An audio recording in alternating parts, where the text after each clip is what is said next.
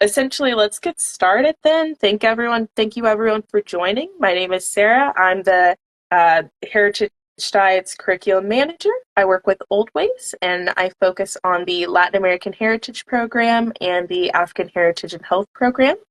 Today we are this month in celebration of Hispanic Heritage, we're celebrating our Latin American Heritage Program. And one really good way to do that is through our advisory board spotlight series. So we have a whole team that came together to, work with our program. And Steve, who is joining us today, Steve Valasquez, he's one of our advisory board members. Steve, would you like to introduce yourself? Sure. Hi, my name is Steve Valasquez. I am a curator at the National Museum of American History, the Smithsonian Institution. Perfect. Yes. And Steve also works on many exhibits. One that's currently going on is the Mexican vineyard workers in the Napa Valley. And if I'm correct, the exhibit is still available for people to visit at the Smithsonian, right? Yeah, that is correct. It is in the exhibit called Food Transforming the American Table. And the exhibit itself is kind of a look since 1950 through today, more or less today, of the changes in the technological and social landscape of food, of what we eat and how we eat. And so it starts off with Julia Child's kitchen, which is emblematic of kind of a 1950s through a 2000 kitchen, and everything she did in there and her role and importance in kind of changing the food landscape in America. A little bit about network food and television. And then we have on one side of the exhibit changes in agriculture, production, shipping, distribution, everything kind of like the science part or the distribution part of food. And then on the other side we have lots of social changes that are going on in food and immigration, food and health, uh, healthy food, fast food, those kinds of stories. And then in the back, kind of brings it all together with a look at wine and brewing in America in the 20th century. So looking at changes in um, who's working the vineyards, changes in how grapes are grown and kind of the study of wine, as well as beer and brewing and kind of that whole relationship between the changes in 1970s through today and what Americans or the world really looks at with craft beer.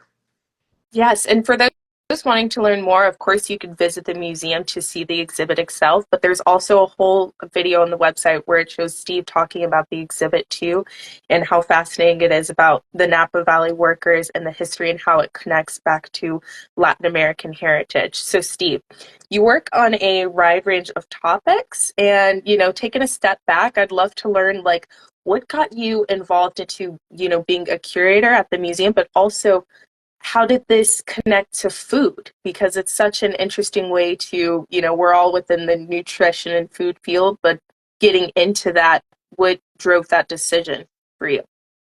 Yeah, that's a good question. And actually, it really does boil down to food because so my parents are immigrants from South America. They landed in Kansas City, Missouri, of all places, in the late 60s. And so growing up, I grew up in the 70s and 80s in Kansas City. There were not many other families from Ecuador, from where our parents were from. There are not many people from Ecuador in Kansas City at that time. Um, and so only a few families. And so I would go to my friend's house, in grade school, and I apologize to all my grade school friends, but I would go to their house and they would feed me. And, they would feed me things like hot dogs or spaghetti with like really runny tomato sauce. And I always wondered why is their food so much more bland than the food my mother would make. And I remember thinking about that a lot. and and often wondered, okay, well, what does that kind of food taste like to them? And at the time, I really, I was just a kid wondering these things. I didn't, I wasn't really thinking about it. But then, later, as I started getting older, I started to realize, well, what makes what makes our home different? Because, we're not from Kansas City, we're not from they're immigrants. They speak Spanish and a little bit of English. So what makes our home life a little bit different than everybody else? And how do they keep these traditions alive? How do they keep holiday festivities and the role of food, which is super important? How do they adapt because it's not the same ingredients? It's harder to find the products, and so that's kind of got me started to where, like, how do people make a sense of home and create a community when they migrate, and what is the role of food in memory and tradition? And so that kind of got me on the path. Then I dove into archaeology for a bit. And then, of course, what survives a lot of the time in small sites, not these big giant, you Hmm. know, um, pyramid sites, but are food storage, Yeah. food surveying. And so I guess for a long time, it's always been about food. And especially because I did archaeology in Latin America as well. So kind of being surrounded by those kinds of ideas and thoughts were always in my mind.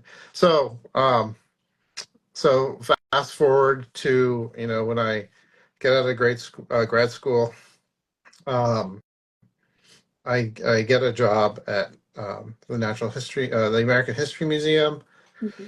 to document a collection of domestic life collections from Puerto Rico. And it includes everything from clothing to musical instruments to religious items to food serving items.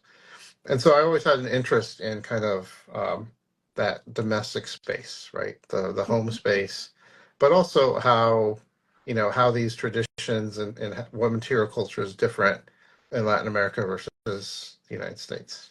So that's a long-winded answer to tell you how I got into food. So then fast forward a little bit more, and then I'm working on a project documenting um, uh, agricultural field workers, and that intersected with some colleagues' work who was doing work in California with vineyard workers, Hmm.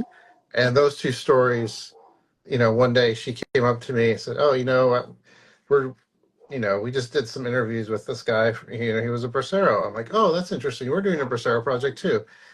And a few years later, I'm able to combine both of those histories into a larger project on field workers in Napa and Sonoma.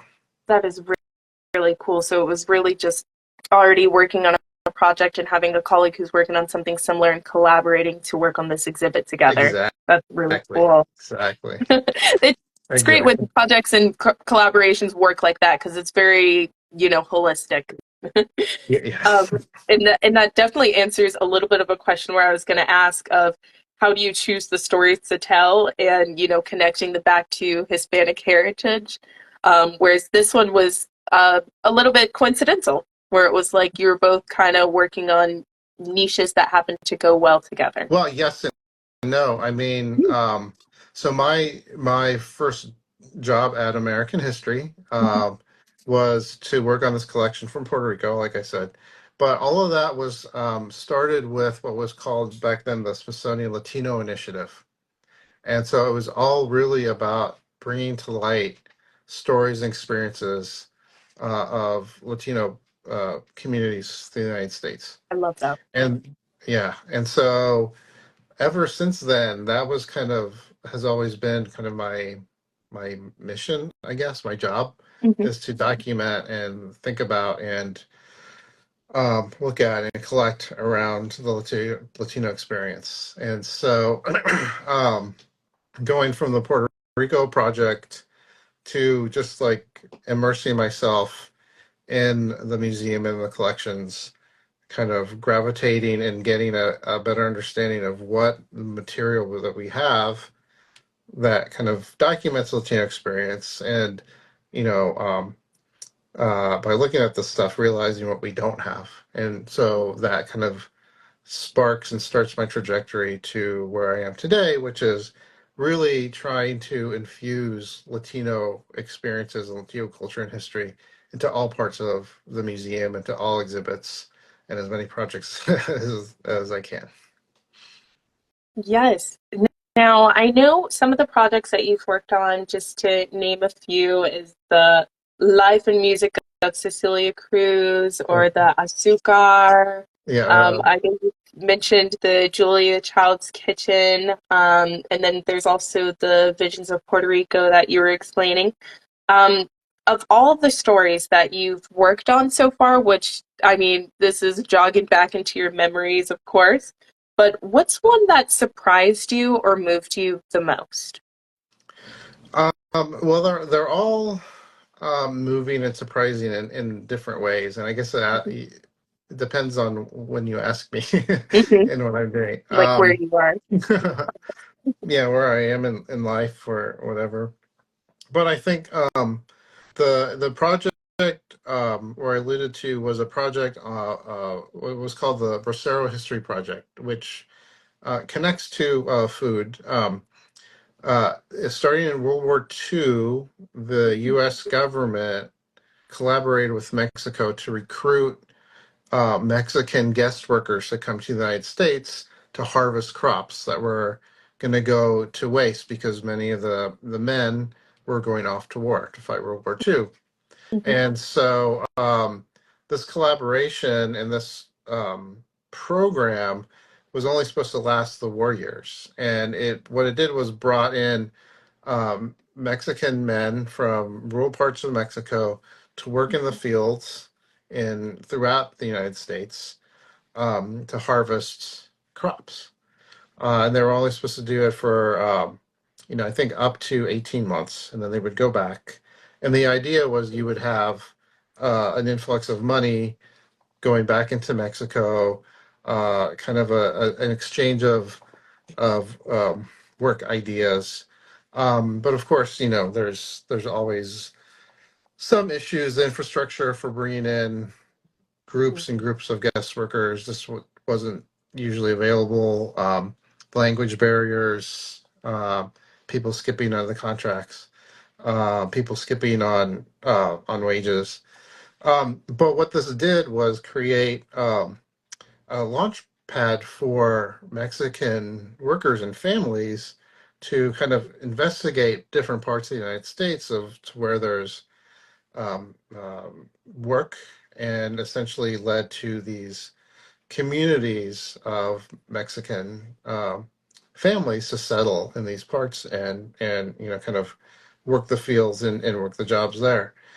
Um, and so that was the Bracero program. And so fast forward, we did a project where we were did oral history interviews Mhm. with some of these guest workers to get a sense of their experience. We had collected about 1,700 images from Wow. 1956 to 1957, and the idea was to kind of bring these images to life through these oral stories and recollections. And I thought we would collect 20, 30 interviews.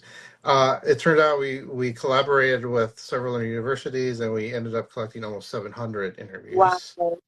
Um, That's impressive. that was very impressive. But really, what it struck me the most was um, going to these sites and these places where we were asking for participants to interview small towns. And we would show up there with these older men, you know, Mhm. along with their daughter or grandson or granddaughter, who would listen to the stories that men were telling. And some of these children and grandchildren hadn't ever heard of these stories or even knew what the program was. Mm, And in almost every place we went to, it was always thanking us for having an opportunity to tell these stories and to capture this moment in time, which was a huge important part of agricultural history, which kind yeah, of changes how agriculture was done in that period. And so having that impact of families and multi generations kind of um, thanking us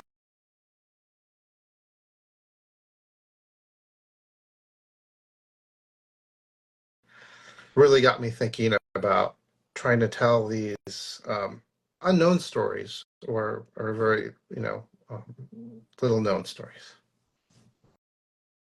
absolutely. I mean, that's really impactful too, because I bet, like, as you already alluded to, is when you were visiting some of these families for the grandchildren and other family members, this was their first time even learning about the project or the program in general that brought the families over here. So it's really beautiful to highlight that piece in history because, agriculture it's a very important aspect of American history in understanding how we are where we are now.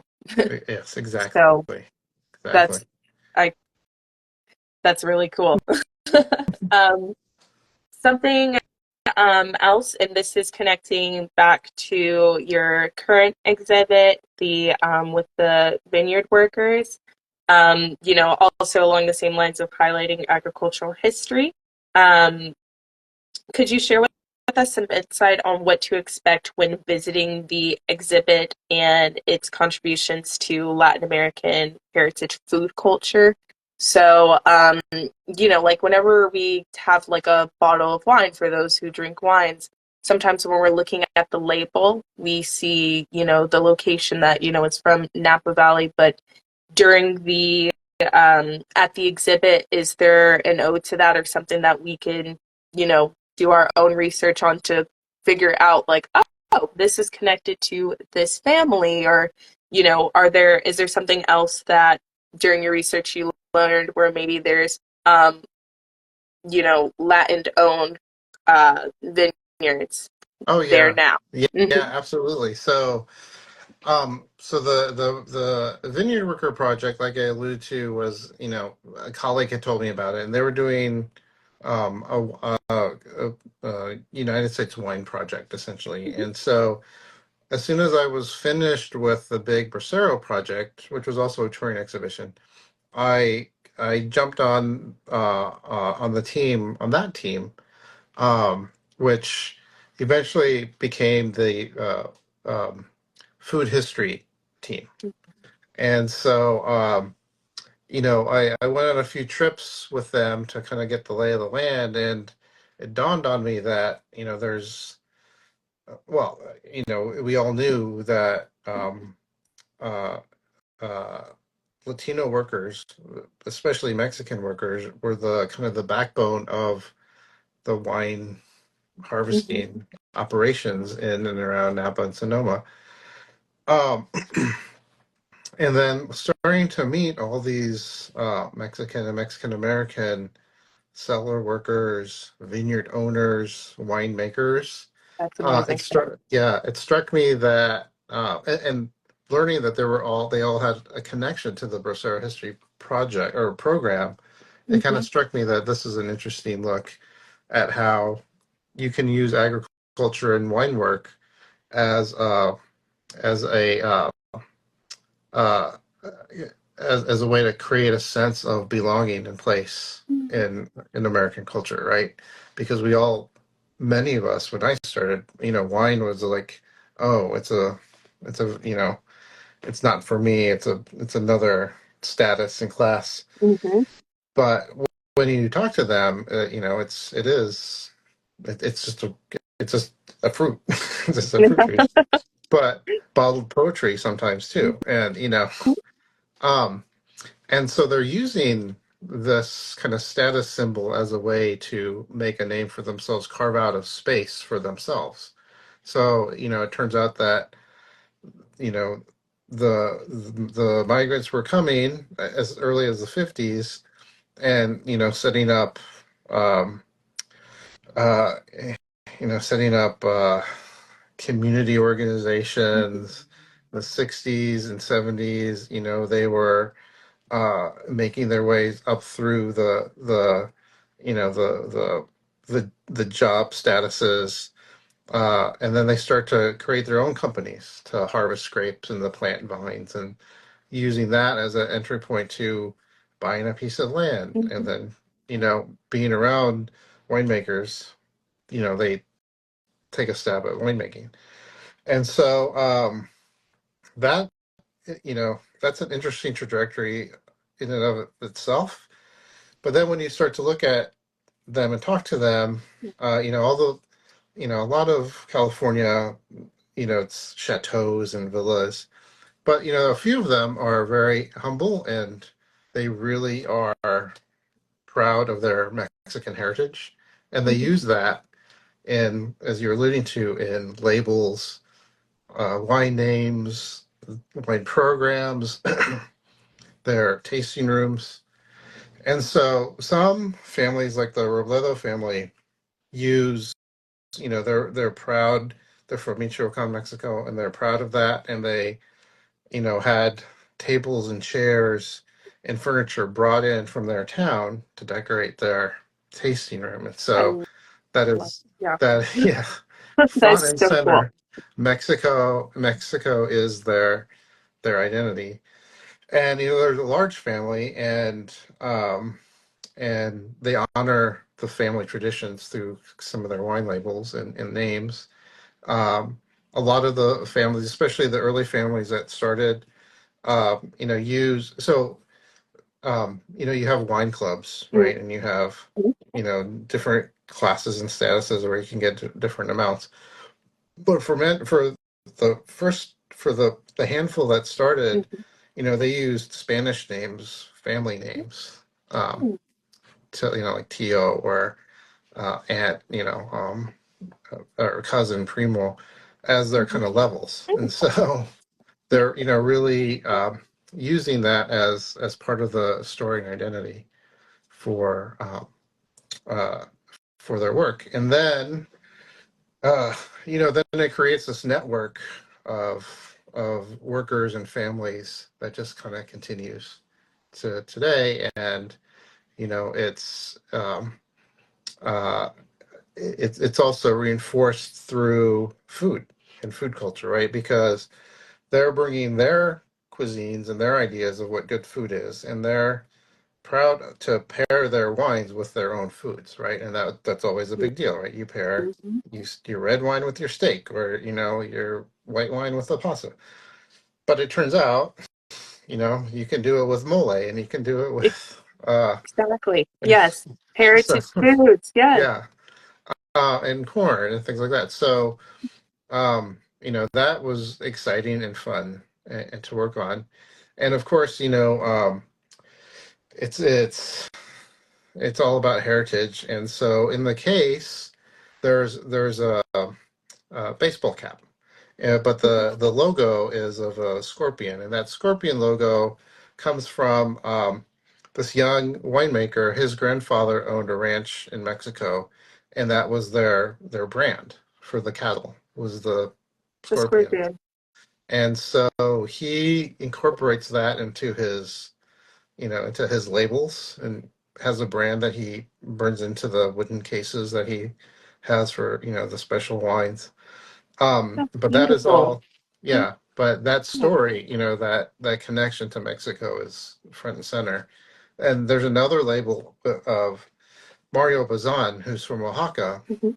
and they take imagery of weavings and butterflies and incorporate that into their label, and they're very proud of that fact. So it goes on and on and on. When I started the project, there were probably only around maybe 12 winemakers, and only a couple of them were bottling and selling wines. Now there's a huge number of them, and there's an association, where they try to champion each other's wines and champion the Latino spirit, I guess, in wine and in the wine business. And so now there's more and more of them from Mhm. all over Mexico, all over South America. So Steve, what's the name of the association? I could definitely look it up, but this totally brings up a good idea because we do in-staff wine tasting occasionally, and usually there's a different theme, but I think it'd be really cool to pitch the idea of a Latin American heritage focused tasting. Um, can you give us the name of the association? yeah, so the association was called the Mexican American Vintners Association. Okay. And like I said, it at the beginning it was mainly just the Mexican Americans, but now, like I said, there are others who have joined and who have really created this network. And then there's offshoots of Latino people in the wine business. So not just the makers or the growers, but the distributors and the restaurateurs and the entrepreneurs who are doing related wine related and food related stuff. So it has created and spawned this big, big network. Thank you for sharing and thanks for plugging in. For those interested, I see it's MAVA, so the Mexican American Vineyards Association, and that's the abbreviation for it if you're interested in learning more. Um, Yes. Great. Well, oh, that was your job is so cool. Like it's I think it's just amazing. Like the anthropology of like doing this research, going to the location, getting the stories from the families. How does this, make you connect to your heritage? Like, how do you feel like this, connects you to learn more about your own heritage, while you're working on these projects and these things? And I guess to add on to that, when you think of Latin American heritage foods, what what is that definition or what does that mean to you?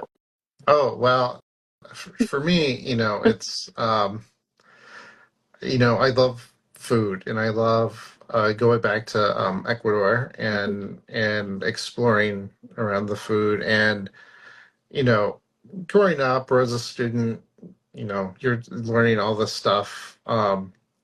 But now that I've been really immersed in it, I'm like really seeking it out more so than I Mhm. did before, right? Because Yeah. mainly in our projects, we do a deep dive for a couple of years and then we move on to another project. Um, uh, but I have yet to be able to do a deep dive into South America. But recently, thinking through the role of museums, the role of activism, food activism, and this the decolonizing of of what we eat, how we eat, the decolonizing of museums, which is bringing other stories to the forefront. All of that has got me thinking more about the role of food in South America and the role of you know uh, foods that haven't really been um, talked about or sought after, right? And Yeah. so, like the indigenous foods and the native foods that people have still using that we may not know about, and bringing those to light. So that's kind of one of my main projects uh, on the back burner. Once I get some things off my plate, that's where I'm going to dive deeper into. But of course, it's also the role of migration to the United States, and what does that look like here, and where are those foods showing up, and how and why, and what is that role of you know um, corn and uh, steamed corn or roasted corn and pork or ceviches. What are those roles in the states now, and how those things change? Mhm. And what do those networks look like? What do those economies look like? And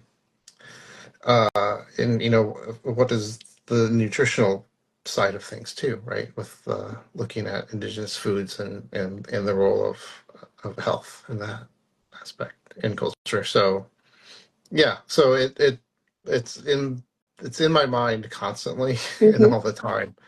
And with the project like the wine, I'm happy to bring a bottle during the holidays with the full family and the whole thing, and try to figure out which one is the best one for this particular Agreed. meal. Yeah, But then again, it's always just about celebration too, and maybe that's part of it.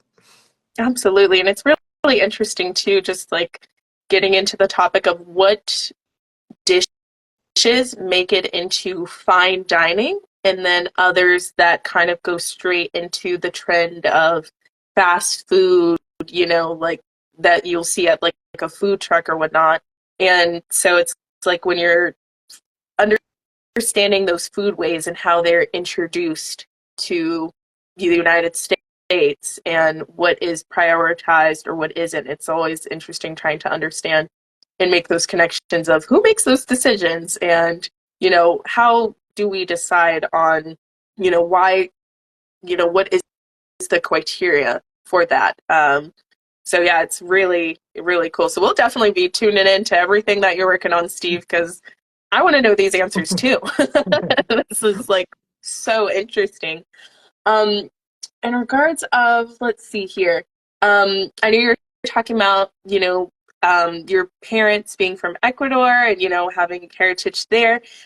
Is there anything that you grew up eating at your household that, maybe your mother or father prepared that just reminds you of your heritage, like some of your favorite dishes or even something that you like to prepare?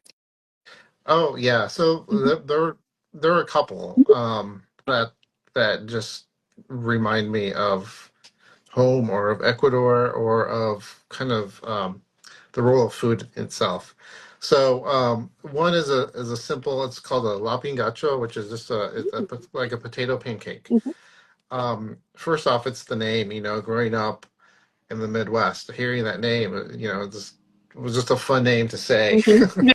Yeah. um, but it turns out it's pretty easy to make. And potatoes. I love potatoes, and that's a staple, Yeah. obviously, in the Andes. And so potatoes are everywhere, and it's very hard to think of times when I don't have potatoes on my plate. um, but and that's kind of an easy introduction to like here's a traditional Ecuadorian dish. It's a potato pancake. It's you know um, uh, and it it's they're small, they're bite size. You can make them whatever size you want. So it's a good introduction to people, and so that's sometimes what I bring to potlucks or what I made for potlucks before. Um, but then just the Christmas um, Mhm. roasted pork, the pernil. That's a staple throughout Latin America, right? And um, that and ceviche, which is the traditionally the fish with kind of quote unquote cooked in citrus, right? Lime or lemons. And so those have multi layers to them. Aside from being delicious, Yeah. pork is not a native thing. And so how do you start to think about what is quote unquote tradition Mhm. in a meal with pork during Christmas, which is also an import. And so but it's delicious, and it reminds me of family and gatherings, and so I try to do that every once in a while. But always kind of thinking about these things as I'm eating it. And then ceviche, which is another thing. Ceviche is throughout Latin America on the coast. You have different versions of it. There's Yeah. not one Every necessarily, region. right? Yeah. Yeah, and so the one that we always make that you can find in parts of Peru and Ecuador contain ketchup, and that's always a Interesting. Ceviche that's with always ketchup? a yes. It has a little bit of tomato and ketchup for sweetness, Oh, nice. and Okay. so yeah, and so that's those are fighting words in some questions. And so that gets to that obviously is about again tradition and Mhm. what is that the one dish and is it always static or does it change? And Mhm. if a community uses it and eats it and has it, then that's a tradition. It becomes tradition. Yeah, Yeah. and so who's to say that that's not authentic or that's not right? So those dishes in particular always get me to think about that. So Yeah, absolutely. And I love that you touched on the topic of like regional profiles and how like that same dish could be very different depending on, not only what country you're in, but literally what region within the same country you were in. Because something that I learned, and I'm honestly embarrassed to admit, because it was pretty late in the game, but it was maybe like a year or two ago during my last visit to Mexico, and I was looking for a good guacamole recipe. And, just talking to locals, socializing. I love talking to like the chefs and the cooks at the restaurant. And the servers are always really good connections to that. Um, and at one point, the server was telling me, like, well, what type of like what what type of guacamole are you looking for? Because I could give you one from Oaxaca, but like it may be different from you know any other region. And I was like, what? And he was like, yeah, like there are regional profiles for guacamole where, depending on where you are in the country, they're going to prepare it differently. And, even the ingredients. And that's something that isn't highlighted enough in the US. It's like we have this very, you know, definitive definition of certain dishes and we expect it to be that way. And I think that's how you see that miscommunication when you go to a restaurant and people are expecting a certain thing and it is labeled as that at the restaurant, but it tastes differently. And it's like they didn't prepare it the wrong way. We are not eating it the wrong way. That is 100% the correct way. They're honoring, you know, their region of focus. And so it's really cool when you're actually there in person, traveling and getting to learn more about, just food history and culture because you really get to see a whole different perspective and it takes you out of your comfort zone in a good way, in the best way, um, to, learn more about the local community and that local nexus and how it connects back to the international perspective. So, yeah, sorry, you totally tuned in a thought, Steve. But well, I'm glad. yeah. Now that you're talking about guacamole, it's like I remember guacamole Mhm, was the first thing that I quote unquote made on my own, right? Like I chopped up the ingredients, and I made it. mhm, Other than like boiling a hot dog, I guess. yeah. Um, that I think that was and I remember helping my mom, but my mom was doing everything. The guacamole was the first thing that I did Mhm. from start to finish without help from anybody. So that's Nice. the one memory I have of guacamole. But I love avocados and guacamole, and you know, even yeah, this question about who gets to decide. I mean, that's there's a whole history behind some of this stuff, right? Of published cookbooks or published recipes versus things that are just as good but don't get as much play. Mhm. I recently had a guacamole with pomegranates in it, and I was like, okay, Mhm. well that's Mhm. different, Was it and was it good though? Did you it like was it? delicious. It was Yeah. delicious, and that also gets me thinking about, okay, so what elevates something Mhm. to a higher cuisine, and is that important or not? And it was delicious, um, and yes, you can start to have those conversations, but again, it's a question of well, I haven't really looked to see if it's a regional thing. It's not, Mhm. but yeah. So the question of who gets to decide what's the dish that represents something, that's always an interesting dialogue to have. Absolutely. So we know that you made one of your first dishes you made was guacamole growing up, and I bet your parents were really excited about that. Um, can you share a tip or something that you learned from your family that connected you to your heritage? So it could be a food-related tradition or something while in the kitchen cooking. Like I know yesterday we had an IG Live with Dr. Graham, and he shared the tip of soaking onions. So then when you're chopping them, you don't cry. And I kid you not, that was my first time hearing that. Hmm. A good tip, a good cooking tip that I've Mhm. learned.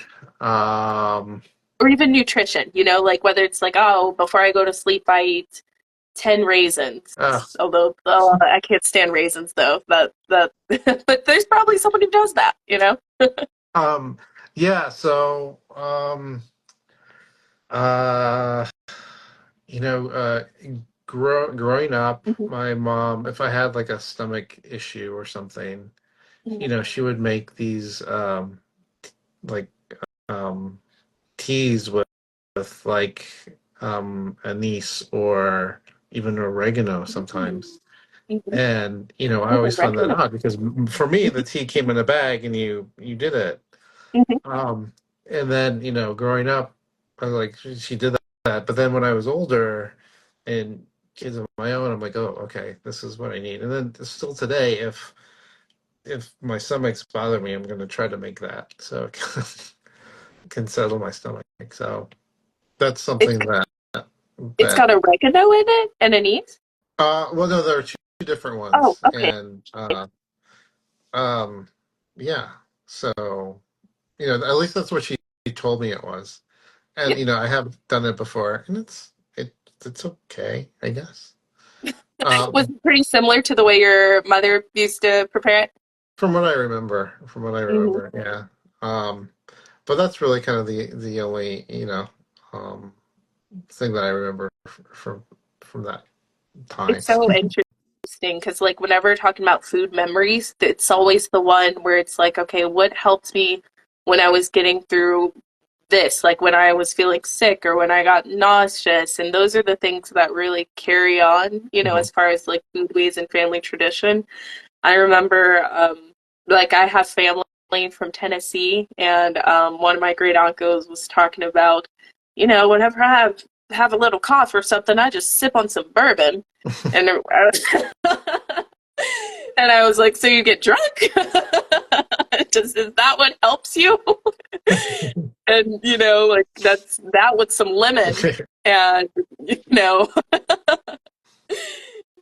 so it's really interesting, but there's actually, when you look into these things, it's interesting. Some of these things where it's like you hear from, family telling you, and it's like oregano tea, what's that? And it's like, no, there's actually probably some science to it that shows the benefits and how it is really good for our immune system. Yeah. So that's really cool. So do your kids enjoy drinking this tea now when they feel sick? No, not anymore. Not anymore. Nice. At least you tried, At like least I trying to. tried. At least I tried. Yeah. But everything else, that's it's on the menus. It's fine. Yeah. And they request sometimes. So Well, I know they probably request the guacamole.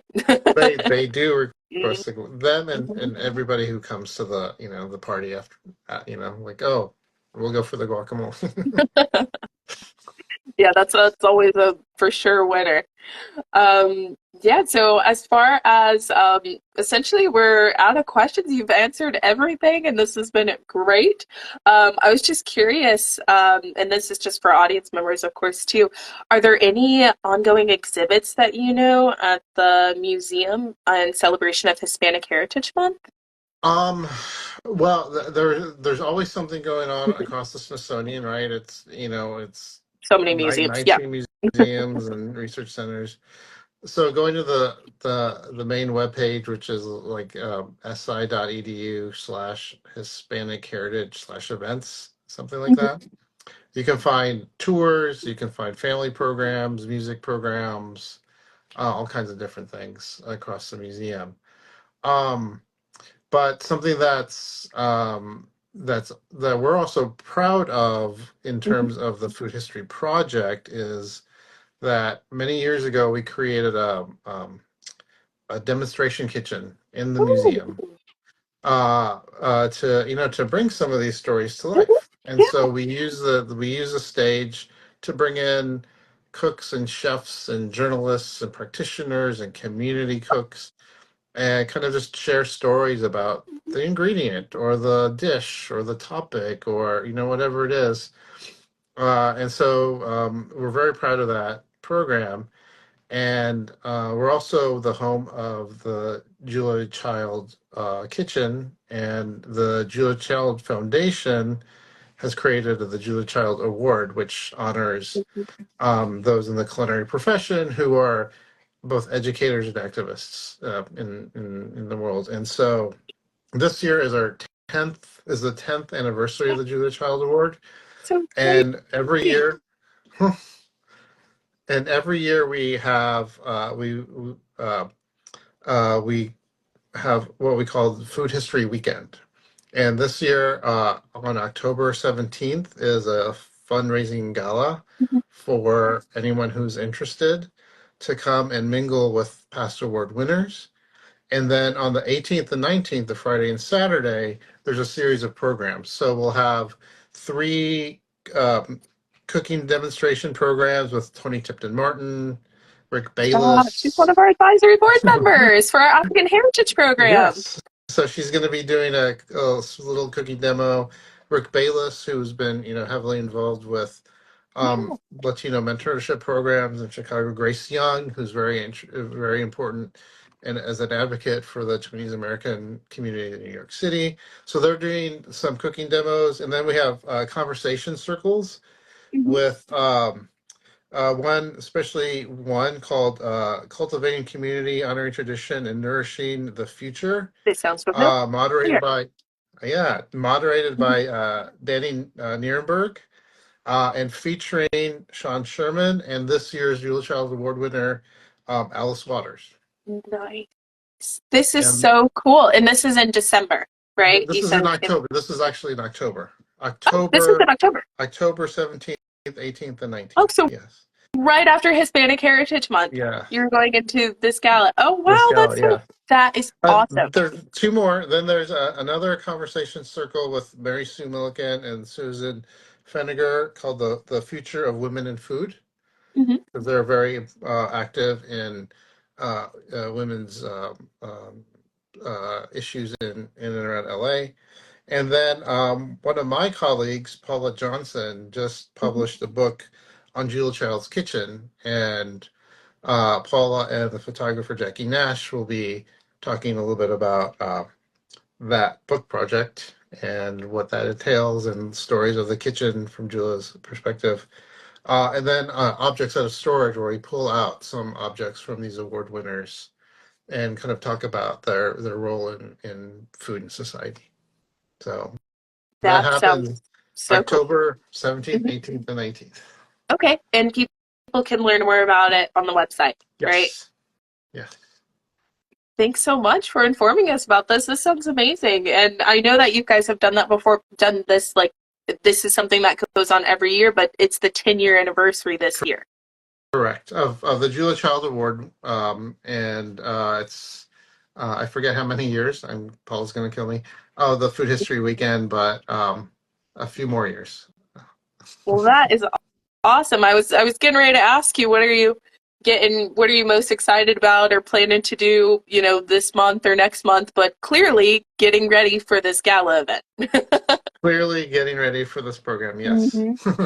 Absolutely. Well, thanks so much for your time. This has been such an awesome conversation, and we really appreciate everything that you're doing and engaging with our program, Steve. It's great to have you as one of our advisory board members. And, we definitely, want to stay connected and promote any programs and things that you have going on. So if there's ever any flyers or things like that, please, please, please feel free to send my way. and we could get that shared. But it's always lovely to reconnect with you, and thank you so much for your time. And I appreciate your patience in getting logged in earlier today, but this has been great. And, for everyone that's joined, happy Hispanic Heritage Month. Thank you for listening, enjoying this conversation with us. We have, more in store, as a part of this advisory spotlight series. But it's truly been a joy to chat with you today, Steve. Yeah, you too. Thank you for having me. And I'll keep you in the loop. I hopefully this isn't a selfie video of me just, your voice and me looking at myself the whole time, but even if it isn't, this is such good gems that we can always connect and continue this conversation because it's really important when, we're all within the same field of food. And so talking about heritage and, our roots and its our connection to that is impactful, empowering, and a lot of fun too. So, It is. It is. All all right. right. Well, I'll be logging off, but it was great to chat with you again, Steve. Take care, and I hope you have a good rest of your day. Bye. Okay. Bye.